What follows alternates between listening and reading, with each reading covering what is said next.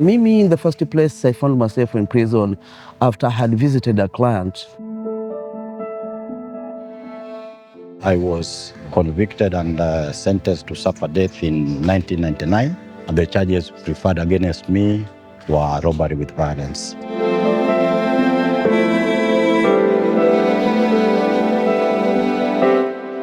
Kwa muda miaka 20 nimekuwa ndani ya gereza Shimo la Tewa. Nilishikwa 1999 na nikashtakiwa na kesi ya robbery with violence. Plea again, the accused or the suspect has first of all to accept that indeed he did the offense. Na kwa kukosa knowledge ya sheria na kukosa mtu akiniwakilisha, nilijipata niko ndani ya gereza. Most people think criminal trial, or rather the criminal justice system, ends at the time the court pronounces itself on a sentence or on a judgment. Many people who found themselves in prisons, it's because one, they did not understand the criminal law. Two, some of them pleaded even guilty instead of pleading not guilty. So we took our paralegalism under plead to the prison. We set up paralegals into the prison where they were able to now articulate for themselves. They were able to be given legal guidance into their cases. Those who are following up on the cases were able to have a contact with the court. For those who are familiar with our territories in Lamu, from Faza to Lamu is basically close to 3 to 4 hours on a public boat. On a private boat that has a bigger engine is at most 1 hour, 1.5, depending on the tide.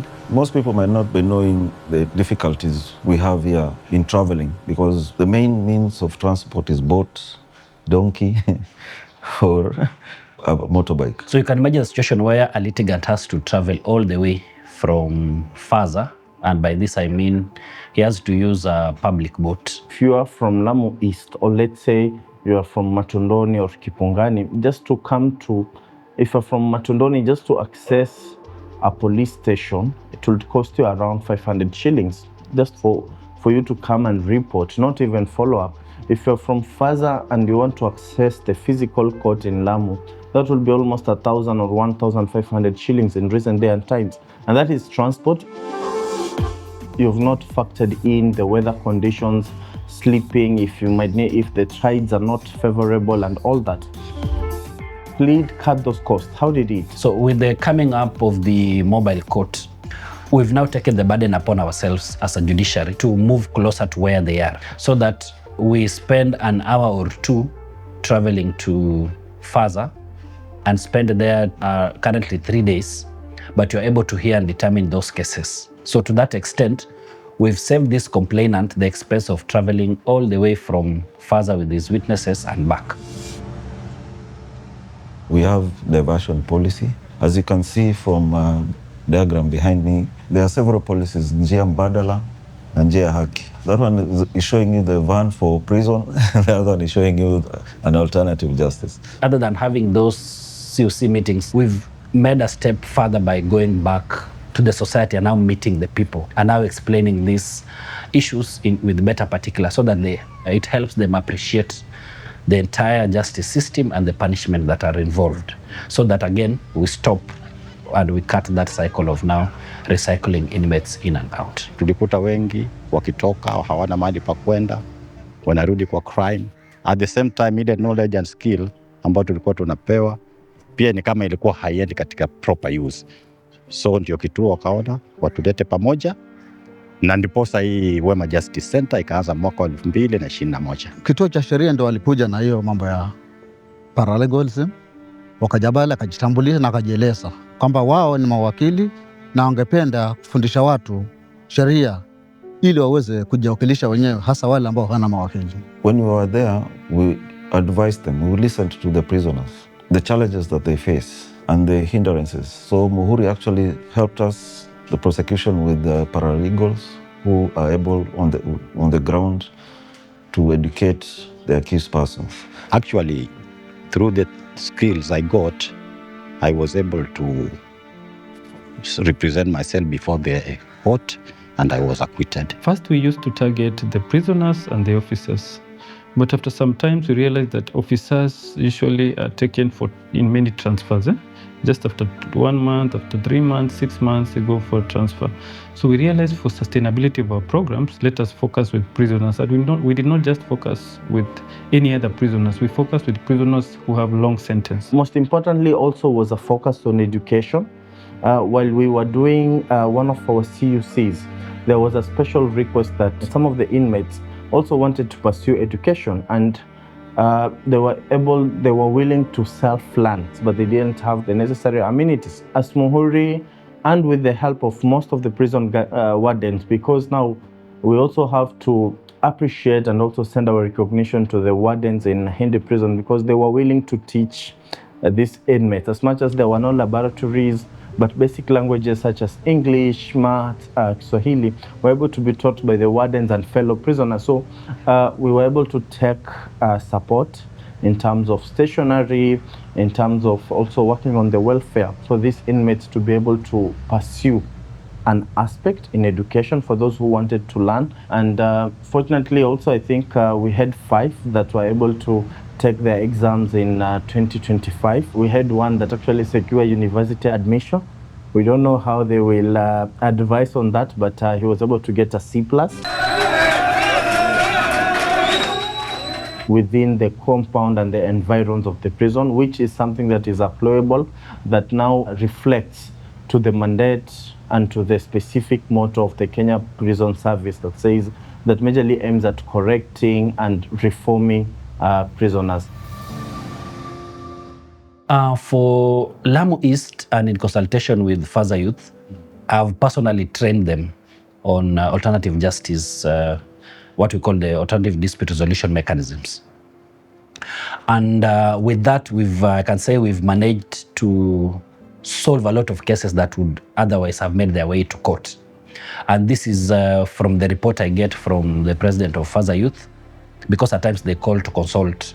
We have this case, we have, you trained our mediators, our negotiators, how best can we go in the circumstances. So I think ADR is the best way to access justice. Lakini zile kesi ambazo huwa nasuluhisha hata nikiwa huko nje, watu wamepigana, watu wamekosana kwa sababu ya pengine mambo ya nyumba hivi, huwa nasuluhisha na napata jibu bila shida yoyote, kwa sababu both parties wanakuja na conclusion wao wenyewe, wakisikizane ya kwamba bwana, nilikupa ng'ombe yangu na hii ng'ombe yangu umekaa sana hujanilipa, let us write an agreement. Ni jinsi vipi, unajua tuna wa guide, wakiandika na agreement tunapata kwamba sasa wanalipana pasipo na vurugu ya kwamba polisi aingilie wala nini. So what I can say in terms of successes is that this is not the first center that we have for ex-prison paralegals. We also have another center in Nakuru.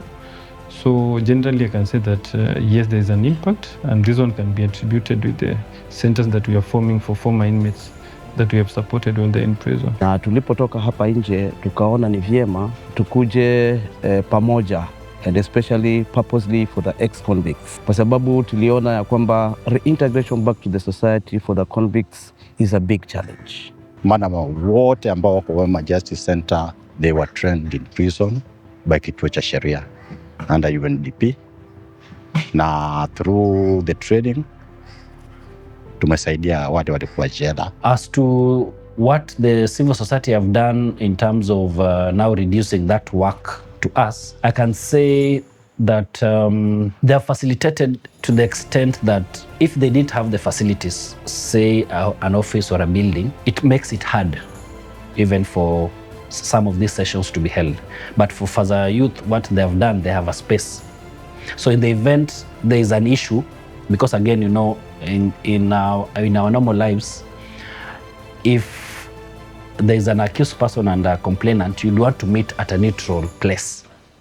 So these civil societies have availed space that acts as a neutral ground where these parties can now meet and then discuss those issues without having undue influences from the surrounding. Muhuri has been at the forefront of the AJS, Alternative Justice System, and I'm also glad that it's also the judiciary's priority at the moment. So reintegration has never been easy, especially for the people around here in Coast, because of many different issues.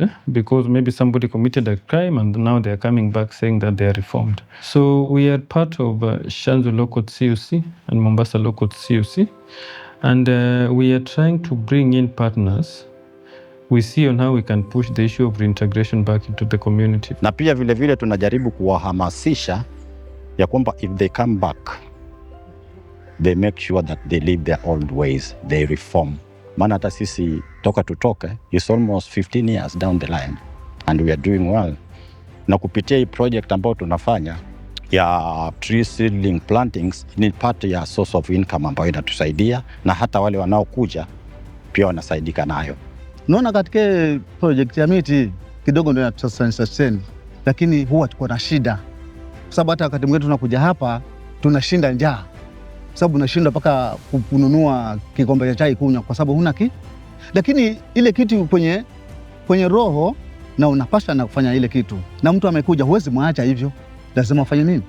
Msaidie. And we are working closely with the probation office, we are also working with the judiciary, and we are also working closely with the office of the ODPP and Kenya Prison Service. Kitu chetu muhimu ni kwamba huyu mtu amerekebika, asiregee kwenye crime. Hao wote wako hapa ambao tumekuwa nao kutoka kitambo na hakuna ripoti yote ambayo tumeipata. When these prison paralegals, but not just prison paralegals, but anybody who has been convicted, when they're coming back to the community, they have a safe haven. We are glad that in that sector, I think Lamu has not been left behind.